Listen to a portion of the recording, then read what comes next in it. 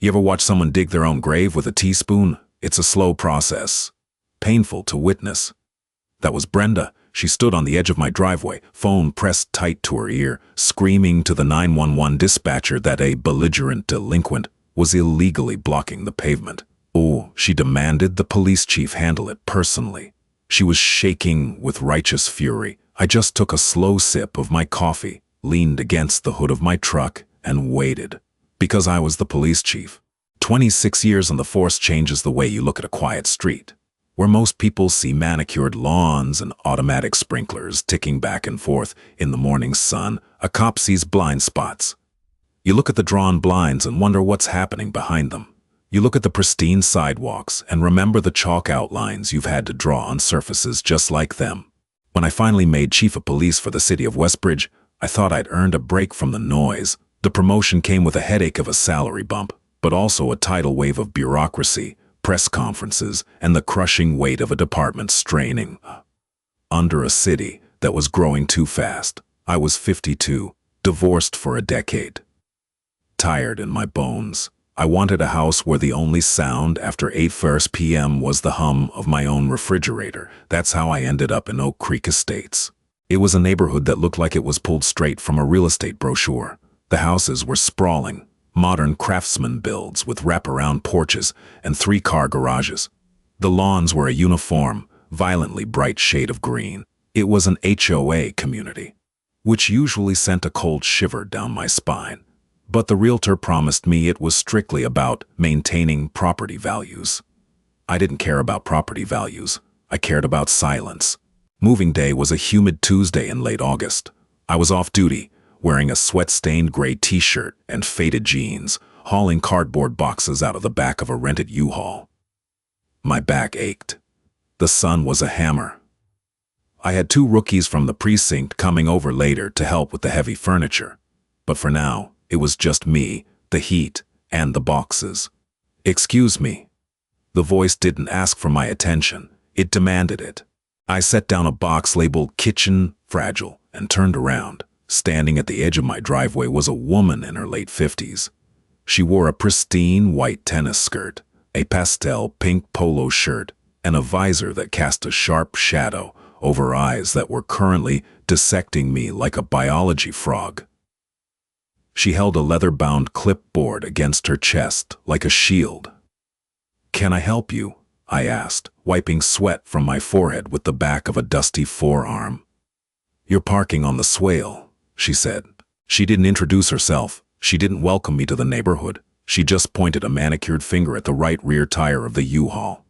It was resting entirely on the concrete apron of the driveway, but a fraction of the rubber was hovering over the grass strip between the sidewalk and the street. "I'm unloading," I said, keeping my voice level. "Should take another hour. Then the truck is gone." "That isn't the point," she said, her voice tightening, adopting that high, reedy pitch of someone who is used to getting their way through sheer acoustic attrition. "The HOA covenants strictly prohibit commercial vehicles from breaching the boundary of the utility easement. You are crushing the Bermuda grass." I looked at the tire. I looked at the grass. The grass was fine. "I'll be careful," I said, turning back to the truck. I was too old and too tired to argue about blades of grass. I dealt with gang violence, opioid epidemics, and city council members who thought they were kings. I had zero bandwidth for a tennis enthusiast with a clipboard. "Pthay."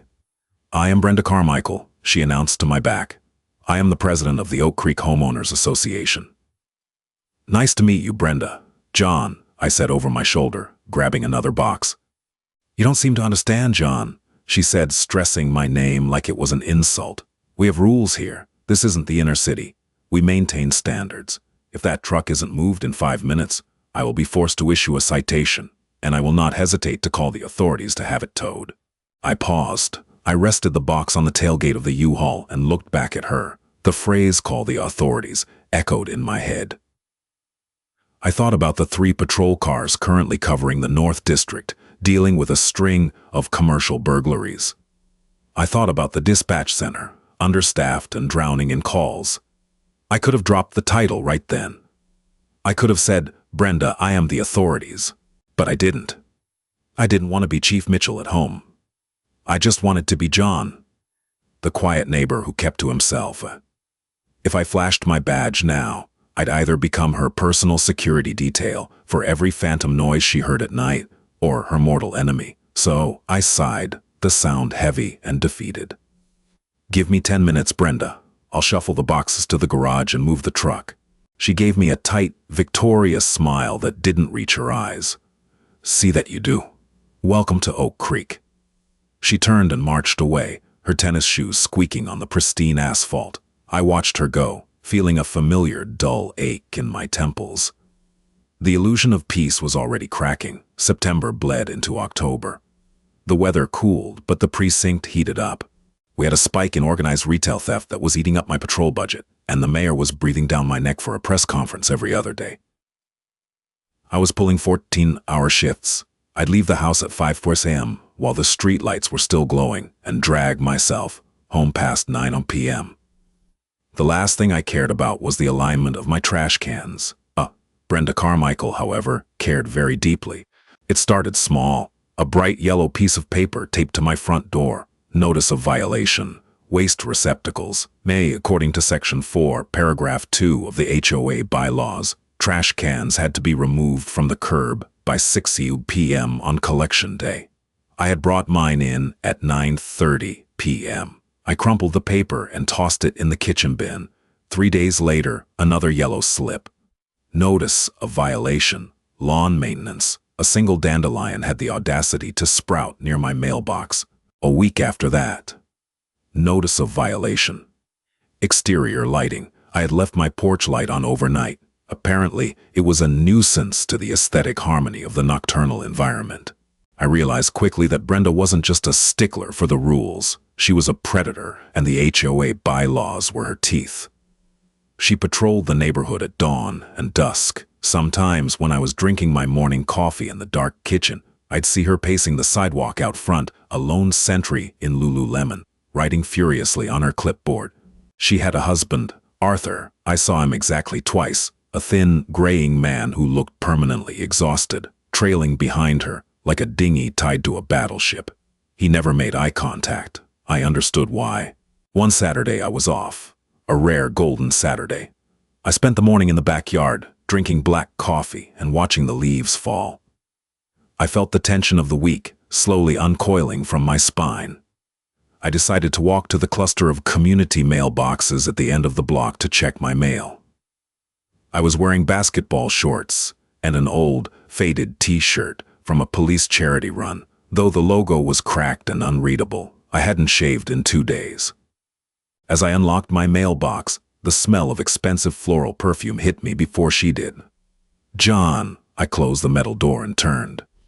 Brenda stood there, arms crossed. She had a small, yappy dog on a retractable leash that was currently trying to chew on my shoelaces. Morning, Brenda," I said, pulling my stack of mail. Most of it was junk. "I see you've been ignoring my notices," she said. Her voice was calm, but it was the kind of calm that masks a deep, simmering rage. She hated being ignored. To a narcissist with a modicum of power, apathy is the ultimate insult. "I work late," I said. "I get to the trash cans when I get to them. The yard crew comes on Thursdays. The dandelion is gone." "That is not how a community functions," she snapped. The little dog barked, feeding off her energy. "When you moved here, you signed a contract. You agreed to uphold the standards of Oak Creek. Right now, your property is a blight." I looked at my house down the street. It was immaculate, freshly painted, lawn mowed, driveway swept. "A blight?" I asked, a cynical chuckle escaping my chest. "Brenda, there's not a blade of grass out of place." "It's the principle." She stepped closer, her eyes flashing. "You think the rules don't apply to you. You walk around here in your raggedy clothes. You keep odd hours, people coming and going at midnight." She meant the unmarked cruiser that had dropped me off on Tuesday when my personal truck had a dead battery. "I work a demanding job," I said, the amusement fading. "I'm quiet. I don't throw parties. I pay my dues." "If you don't start respecting this neighborhood," Brenda hissed, leaning in, "I will escalate this. I will levy fines, and if you refuse to pay, I will put a lien on your house. Don't test me. I have the Westbridge Police Department on speed dial. The patrol boys know me. They know I don't tolerate nonsense." I stared at her, I literally stopped breathing for a second to process the sheer, unadulterated irony of her threat. The patrol boys know me. Oh, I bet they did. Every precinct has a frequent flyer. The busybody who ties up the non-emergency line complaining about teenagers riding skateboards or a neighbor's dog barking twice. I suddenly realized that Brenda was likely the reason my dispatchers drank so much Malox. I looked her dead in the eye. I didn't smile. I didn't raise my voice. I just let the weight of a 26-year career in law enforcement settle into my posture. Brenda, I said softly, my voice dropping an octave. You do whatever you feel you need to do. But I'd advise you to think very carefully before you waste city resources on your personal vendettas. Have a good Saturday. I walked away. I could feel her glaring at my back, radiating heat like an open oven door. I knew I had just made a mistake. I hadn't submitted. I hadn't cowered. The paper war was over. She was going to go nuclear. It happened on a Tuesday morning in November. I had taken a personal day. The first one in 6 months. My daughter, who was away at college, was coming home for the Thanksgiving break later that week, and I wanted to build a fire pit in the backyard. It was a project to keep my hands busy and my mind off the department. I took my personal vehicle, a 10-year-old Ford F-150 with a few dents and a lot of character, to the local hardware store. I loaded the bed with retaining wall blocks, bags of sand, and crushed gravel. It was heavy. When I got back to Oak Creek, I backed the truck into my driveway. To make unloading easier and avoid hauling 50-pound bags of sand further than necessary, I parked horizontally across the concrete apron of my own driveway. Let me be very clear about the geography here. My driveway was wide. The truck was parked entirely on my concrete.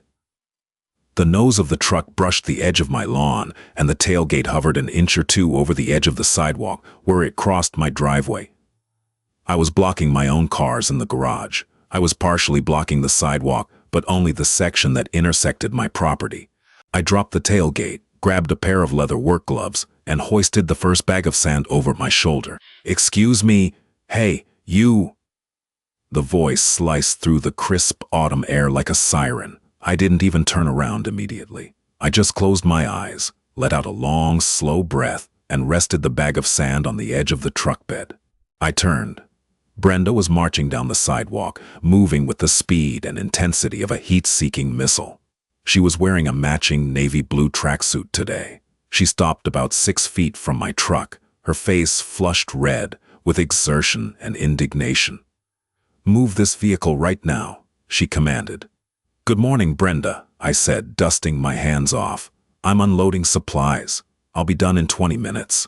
"You are blocking a public pedestrian walkway," she yelled. She wasn't just talking to me, she was projecting, making sure the neighbors 2 houses down could hear her. "This is an illegal obstruction. It is a hazard.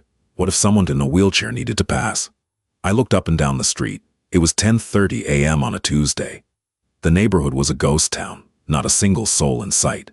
"If someone in a wheelchair comes by in the next 20 minutes, I will gladly pause my work and move the truck for them," I said calmly. "Until then, I'm unloading." "You are violating the law," she shrieked, taking a step closer. The veins in her neck were bulging. It was genuinely fascinating to watch someone manufacture a crisis out of thin air. "You cannot park horizontally across the sidewalk easement. It's a code violation." "Brenda, it's my driveway. The truck is running. I am actively unloading it. It's not parked, it's standing. There's a legal distinction." That was a mistake. Using legal terminology only threw gasoline on the fire. "Don't you dare quote the law to me, you arrogant thug," she spat. "I know the law. I am the HOA president. You have pushed me for the last time, John. I warned you." She dug into the pocket of her tracksuit and pulled out her phone. Her fingers were trembling as she jabbed at the screen. "I am calling the police, right now. I am having you cited and I am having this piece of junk towed." I stopped. I leaned against the tailgate of the F-150, crossing my arms over my chest. The cynicism I usually kept bottled up at work started to leak out. "Go ahead," I said softly. She paused, the phone halfway to her ear. She blinked, confused by my lack of panic. People like Brenda thrive on the fear they instill in others. When the fear isn't there, the script breaks. "Excuse me?" she asked. I said, "Go ahead, call them, dial 911. Her face twisted into a mask of pure fury. She brought the phone to her ear. I stood there watching her, listening to the one-sided conversation. I knew exactly what was happening on the other end of that line. The call would route to the county dispatch center. It would likely be picked up by dispatcher Jenkins, a veteran operator who sounded like she smoked 2 packs a day and had zero patience for nonsense. "Hello, police," Brenda said, her voice instantly dropping the aggressive shrillness and adopting the breathless, panicked tone of a victim in distress. "Yes, I need an officer dispatched to Oak Creek Estates immediately. I have a situation." I bit the inside of my cheek to stop from smiling. "There is a belligerent man," she continued, shooting daggers at me with her eyes, "who has illegally barricaded the sidewalk with his vehicle. He is refusing to move. He is acting aggressive, and I feel threatened." Aggressive? I was leaning against a truck, holding a pair of gardening gloves. "No, he doesn't have a weapon," she snapped, annoyed that the dispatcher had asked a standard threat assessment question. "But he is very hostile. I am the HOA president. I demand you send a car. In fact, this neighborhood has had an ongoing issue with this resident. I want to speak to the chief of police, Chief Mitchell. You tell him Brenda Carmichael is on the line and this needs his personal attention." My eyebrows shot up. She dropped my name. Well, she dropped Chief Mitchell's name. "What do you mean he's not available?" Brenda yelled into the phone, her victim persona cracking. "This is an emergency. You send a squad car right now, or I will have your job." She slammed her finger against the screen to end the call and glared at me, her chest heaving. "They're coming," she sneered, a smug, triumphant smile spreading across her face. "You're done here, John. You are going to learn exactly how things work in my neighborhood." I reached into the cab of my truck, grabbed my insulated thermos, and poured a measure of hot black coffee into the plastic cup. The steam curled up into the cool, autumn air. "I guess we'll wait then, Brenda," I said, taking a slow sip. And so, we waited. The wait lasted exactly 14 minutes. 14 minutes is nothing when you're standing in line at a grocery store or waiting for a pot of water to boil. But in emergency response, 14 minutes is a lifetime. It's the difference between a pulse and a flatline. It's the gap between a suspect fleeing the scene or being placed in handcuffs. As I stood in my driveway watching the steam slowly stop rising from my coffee cup, I tallied the cost of Brenda's phone call. I knew the department's matrix: a priority 1 call, an active shooter, a cardiac arrest, an officer down, cleared the board. Everything else dropped down the ladder. Brenda had used words like aggressive and threatened. She had manipulated the dispatcher into bumping a parking dispute to the top of the priority list. Somewhere in Westbridge right now, a victim of a hit and run or a resident reporting a burglary was waiting on hold, put in the queue because Brenda Carmichael didn't like the angle of my tailgate. The thought left a sour taste in my mouth that had nothing to do with the black coffee. Brenda did not handle the waiting well. The initial adrenaline rush of her 911 call was fading, replaced by a jittery, nervous energy.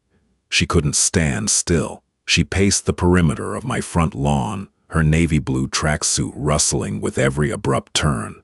She took out her phone again and opened the camera app. She began documenting the crime scene.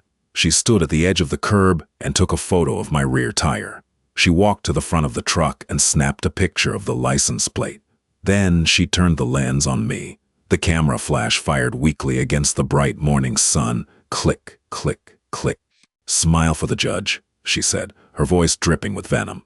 "These are going straight to the HOA board and the city attorney. I am building a file on you, John. You won't just be fined. We will force a sale. We've done it before to people who didn't fit in." I didn't blink. I just watched her. "You think you're so tough," she muttered, lowering the phone but keeping her finger on the screen. "You people come into our community. You bring your trashy habits, your beat-up trucks, your total disregard for the aesthetic we have worked decades to build. Well, it stops today." I heard it before she did, the low, throaty hum of a heavy-duty alternator pulling extra power for a light bar. A Westbridge Police Department Ford Explorer turned onto Oak Creek Drive. It wasn't running sirens, but it was moving fast. Too fast for a residential street with a 25-mile-per-hour limit. The driver tapped the brakes, the nose of the heavy SUV dipping as it scanned the house numbers. Brenda nearly vibrated out of her shoes. She stepped off the curb and into the street, waving her arms above her head like she was flagging down a rescue helicopter on a deserted island. "Over here, here." The cruiser pulled up to the curb, angling its nose slightly inward to block the lane. Standard procedure for a traffic stop or a street confrontation. The tires chirped against the asphalt. The engine idled, a steady, powerful rumble that shattered the quiet suburban morning. I recognized the unit number stenciled on the front fender. 42, North District Patrol. The driver's side door opened. Out stepped Officer David Hayes. Hayes was a good kid. 5 years on the force, solid instincts, good under pressure, but he still had that lingering, youthful belief that he could solve every problem with the right paperwork. He was wearing his Class A uniform, crisp and pressed, his duty belt heavy with gear. He rested his left hand casually near his radio mic, his right hand free, his eyes scanning the scene before he even fully closed his door. Brenda was on him instantly. She crossed the distance in 3 strides, practically grabbing the fabric of his uniform sleeve. "Officer, thank God you're here," she gasped, entirely dropping the vicious tone she had used with me just seconds prior. She sounded breathless, fragile, utterly terrified. It was a master class in manipulation. "I am Brenda Carmichael, president of the HOA. I called dispatch. You need to arrest this man immediately." Hayes gently but firmly stepped back, creating a barrier of space between himself and Brenda. Standard procedure. You never let a distressed citizen inside your personal bubble. "All right, ma'am, let's take a breath," Hayes said, his voice calm, projecting authority. "What exactly is the problem here?" "He has barricaded the public walkway." Brenda pointed a shaking finger at my truck. "He is operating a commercial vehicle in a residential zone. And when I politely asked him to move, he became highly aggressive. He threatened me. I am terrified for my safety." Hayes frowned. He looked at the truck. He looked at the retaining wall blocks in the bed. "Ma'am, it looks like he's just unloading supplies in his own driveway," Hayes said, confusion bleeding into his professional tone. "He is violating the law," Brenda shrieked, the fragility vanishing, replaced by pure, shrill entitlement. "I demanded to speak to Chief Mitchell, and the dispatcher ignored me. I expect you to issue a citation, impound that vehicle, and remove this man from the premises. He is a danger to this community." "Ma'am, parking on a sidewalk easement isn't an arrestable offense," Hayes started to explain, pulling a small notepad from his breast pocket. "At most, it's a municipal code violation, and even then, if he's actively loading or unloading—" "I don't care about your excuses," Brenda cut him off. "Do your job. Arrest him." Hayes sighed. It was a heavy, weary sigh that every cop in the world knows. The sigh of a man realizing he is trapped in a dispute between neighbors who have too much time and too little perspective. He finally looked past Brenda. He looked up the driveway. He looked at me. I was leaning against the tailgate. I hadn't moved a muscle. I was wearing grass-stained basketball shorts and a t-shirt that had a hole near the collar. I had 2 days of gray stubble on my jaw. I looked like a guy who drank cheap beer in a garage. Hayes squinted. The sun was in his eyes. He took a step to his left to block the glare. I gave him a slow, single nod. I watched the exact moment the gears caught in Hayes's brain. I watched the geometry of his face change. The polite boredom vanished. His jaw actually slackened for a fraction of a second. His posture snapped from relaxed patrol officer handling a nuisance call to military attention. He swallowed hard. Hayes said softly. He didn't look at Brenda. He stared straight at me. Brenda mistook his shock for intimidation. She thought my rough appearance had the officer scared. She stepped closer to Hayes, emboldened. "You see?" she whispered loudly. "Look at him. He's a thug. He's been terrorizing this street for weeks. Don't let him intimidate you, officer. Call for backup if you have to. We need to show people like him that Oak Creek doesn't tolerate this element." Hayes slowly turned his head to look at Brenda. He looked at her not like she was a victim, and not like she was a nuisance. He looked at her like she was standing on a landmine and had just started to tap dance. He reached up, keyed the microphone on his shoulder, and spoke into it. His voice was remarkably steady. "Dispatch, Unit 42. Code 4 on Oak Creek Drive. Show me out with the homeowner." "Copy 42, Code 4. Jenkins's voice crackled back over the radio. Hayes let his hand drop. He turned fully toward my driveway. He didn't unclip his cuffs. He didn't reach for his citation book. He just stood there, looking incredibly uncomfortable. "Everything all right, David?" I called out, my voice cutting through the quiet air. Brenda scoffed. "Do not speak to this officer, you—" "Chief," Hayes said. The word fell out of his mouth like a lead weight hitting the pavement. Brenda froze. The word hung in the air. "Excuse me?" Brenda said. Her voice was barely a whisper. She looked at Hayes, then at me, then back at Hayes. Hayes ignored her. He took 2 steps up my driveway, stopping a respectful distance away, his hands clasped firmly in front of him. "Morning, Chief Mitchell," Hayes said, his tone entirely formal. "We caught a priority 2 call from dispatch. Caller stated an aggressive male was barricading the street and making threats. Is everything secure here, sir?" The silence that followed was absolute. I could hear the wind rustling the dry oak leaves in my front yard. I could hear the ticking of Hayes's cruiser cooling down at the curb. I watched Brenda. Her brain was attempting to process a sequence of data that fundamentally broke her worldview. "Chief." She looked at my faded t-shirt. She looked at my beaten-up Ford. She looked at the cheap plastic thermos of coffee in my hand. Then she looked at the young, armed police officer standing at attention in front of me.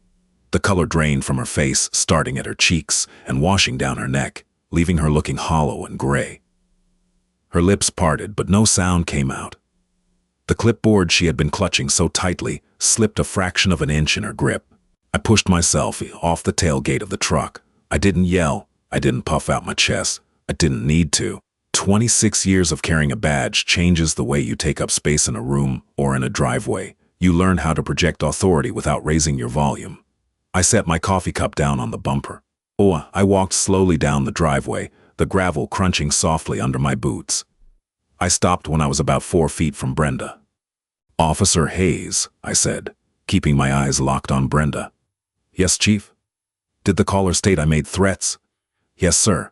Dispatch noted the caller felt in immediate physical danger and requested an expedited response. I nodded slowly.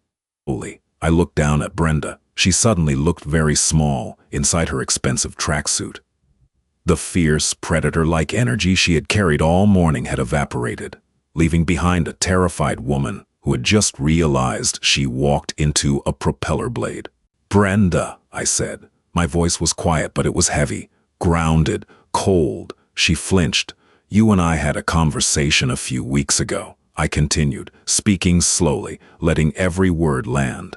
"I advised you to think very carefully before wasting city resources on your personal vendettas. Do you remember that conversation?" She tried to swallow, but her mouth was clearly dry. She managed a microscopic nod. "Let me explain to you what just happened," I said, leaning in just slightly. "You got angry because my tire was touching a piece of concrete you feel ownership over. Because I didn't submit to your authority. You dialed 911. You tied up an emergency line. You lied to a dispatcher. You fabricated a threat." I didn't," she stammered, her voice shaking. You wouldn't move." "You fabricated a threat," I repeated, cutting her off effortlessly. "You pulled Officer Hayes off his patrol sector. Sector 4, David, right?" "Yes, sir. North Side," Hayes answered immediately. "North Side," I said to Brenda, "a sector that currently has a 30% increase in property crime and a severe shortage of patrol units. You pulled him out of that sector, running code, putting civilians at risk in traffic, to come deal with a bag of sand in my driveway." I watched her eyes dart around, looking for an exit, looking for an excuse. There were none. "Do you know the penal code for the false report of an emergency, Brenda?" I asked. She shook her head, tears of pure panic suddenly welling in her eyes. The toughest nails HOA president was gone. "It's a misdemeanor," I said, "punishable by up to 6 months in county jail and a heavy fine. But that's just the baseline. You also attempted to weaponize a police officer against a neighbor you didn't like. You used words like aggressive and hostile to ensure they came in hot. Do you know how dangerous that is?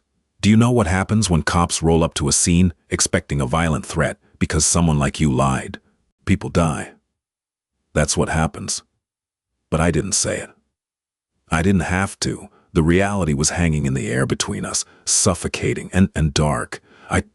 I didn't know you were," she whispered, the tears spilling over her eyelashes, ruining her mascara. "You didn't know I was the chief of police," I finished for her. "That's the problem, Brenda. If I was just John the contractor or John the mechanic, what would have happened here today? You would have screamed, you would have lied, and you would have forced this officer to ruin a working-class guy's day, or worse, just to stroke your own ego." She was sobbing now, quiet, pathetic little gasps. She clutched the clipboard to her chest like a child holding a teddy bear in a thunderstorm. "I'm sorry," she choked out. "I was just, the bylaws. Burn the bylaws," I said. The exhaustion was creeping back into my bones. The adrenaline was fading. I was just tired again. Tired of people treating each other like garbage. I stepped back, breaking the intense proximity. I looked at Hayes. "David, clear the call," I said. "Code 4, unfounded." "Yes, Chief," Hayes said, clearly relieved that he didn't have to break out his handcuffs. "Have a good Thanksgiving, sir." "You too, Hayes. Keep your head on a swivel out there." Hayes tipped his hat, turned on his heel, and walked briskly back to his cruiser. The heavy door slammed shut. The engine roared to life, and the SUV pulled away from the curb, disappearing down the street, back to the real world. I looked back at Brenda. She was standing in the exact same spot, staring at the asphalt. The paperwork was over. The driveway standoff was over. She had brought a clipboard to a gunfight, and she had lost everything. "If I ever," I said, my voice dropping back to its normal, tired register, "and I mean ever, catch you harassing another resident in this neighborhood, or if you ever call my dispatch center for a petty grievance again, I will have you arrested. I won't send a patrol car. I will come do it myself. Are we clear?" She didn't look up. She just nodded her head, a frantic, broken motion. "Get off my property, Brenda." She turned and walked away. She didn't march this time. Her shoulders were slumped, her head bowed. The crisp, navy tracksuit suddenly looked baggy and ridiculous. She walked back up the sidewalk, a shattered, petty tyrant retreating to her castle. I watched her go until she turned the corner. The silence returned to Oak Creek Estates. It wasn't the illusion of peace anymore. It was real silence. The heavy, quiet aftermath of a storm breaking. I turned back to my truck, pulled on my leather work gloves, and hoisted a 50-pound bag of sand over my shoulder. The fire pit wasn't going to build itself. The neighborhood changed. It didn't happen overnight, and it wasn't announced with a banner or a parade. It happened the way ice melts on a frozen windshield, slowly at first, and then all at once. The first sign was a green plastic waste bin left on the curb at 8:02 a.m. on a Wednesday. It belonged to the Martinez family 3 doors down. Usually by 6:05 p.m. on collection day, a bright yellow citation would be fluttering under their windshield wiper. But Wednesday came and went. The bin sat there, unbothered, until Mr. Martinez rolled it back up his driveway after work. By Friday, someone had parked a boat trailer in their driveway. It was an older model, paint peeling, sitting entirely outside the garage.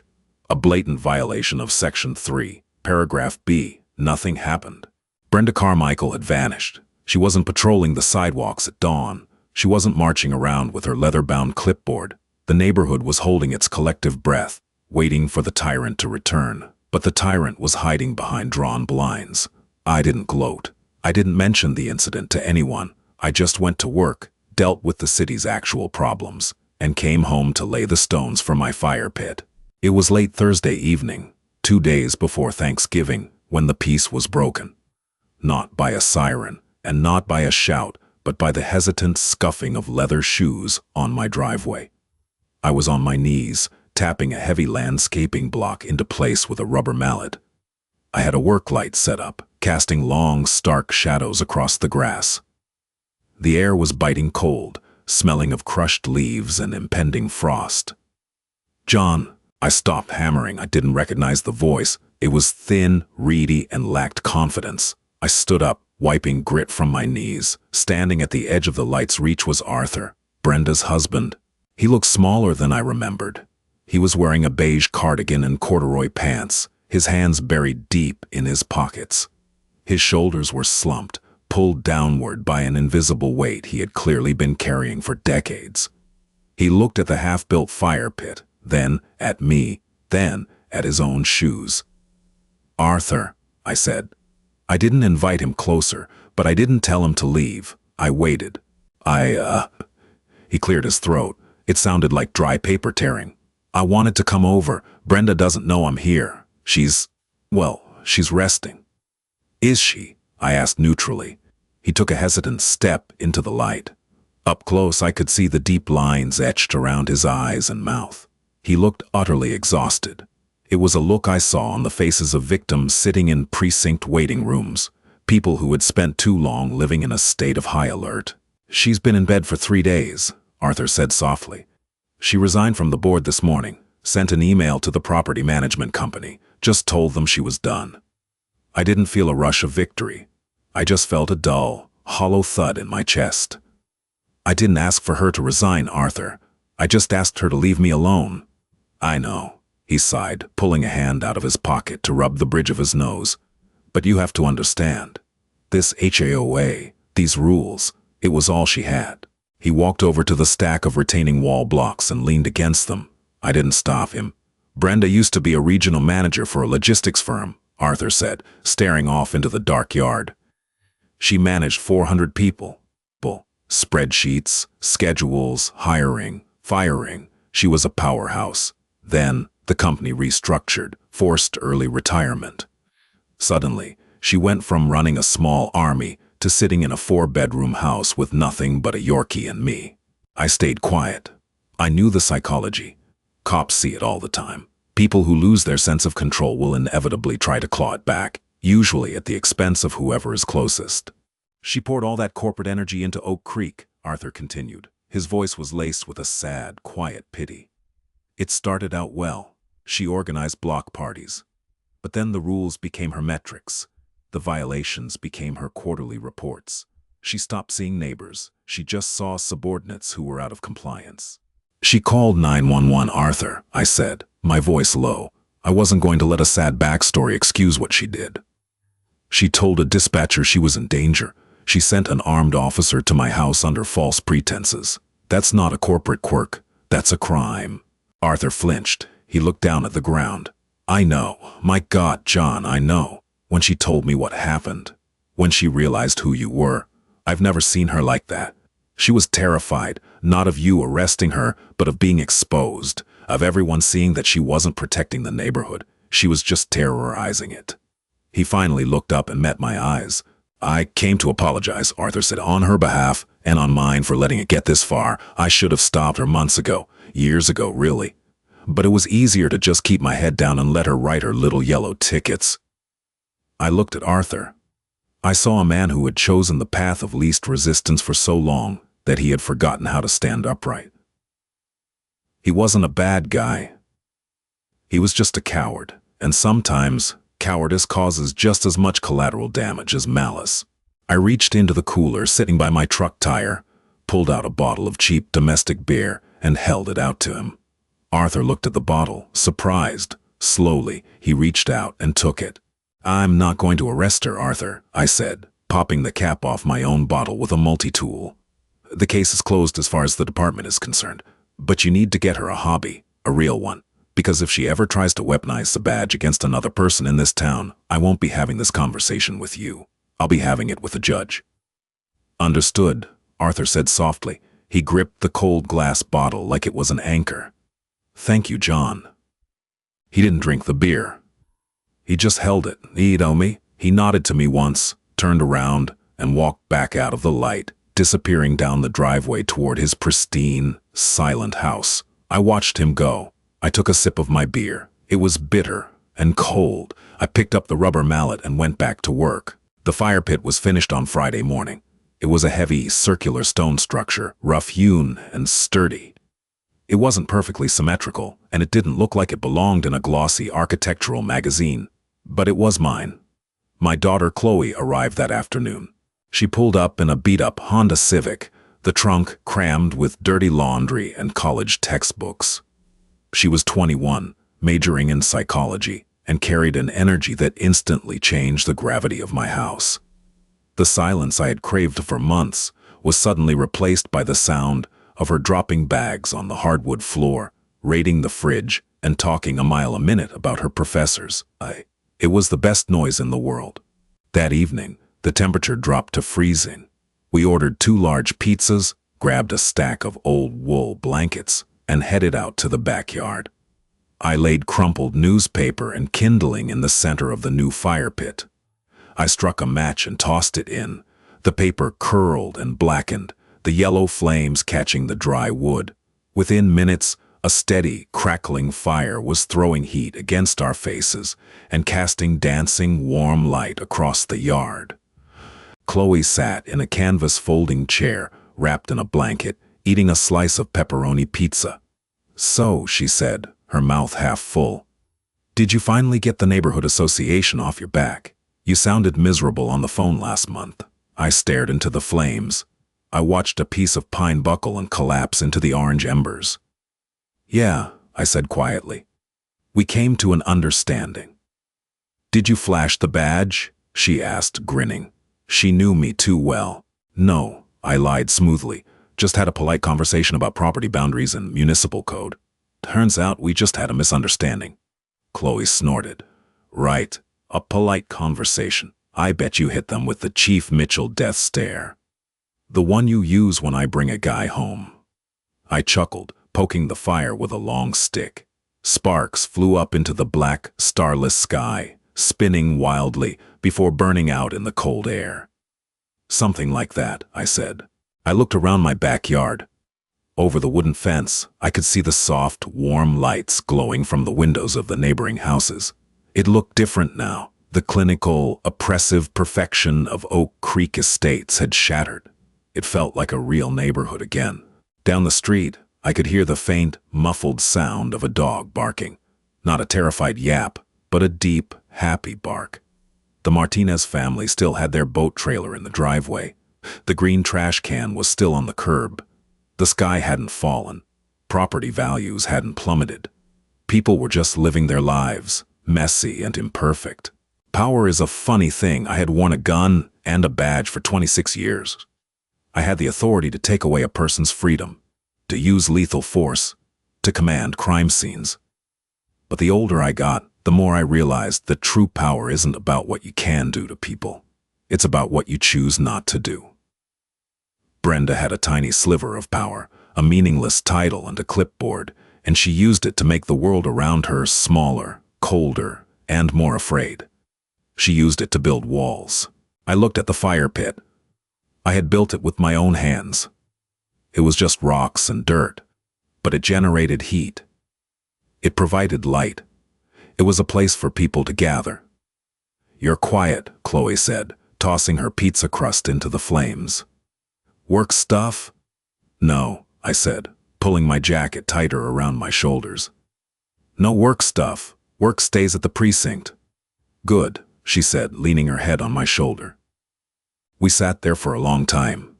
The fire crackled and popped. The smoke drifted up into the branches of the old oak trees. For the first time since I moved in, I didn't feel like a cop off duty. I didn't feel like a stranger waiting for an ambush. I just felt like John. And as the fire burned down to glowing red coals, radiating a fierce, quiet warmth against the freezing November night, I finally heard it. Nothing.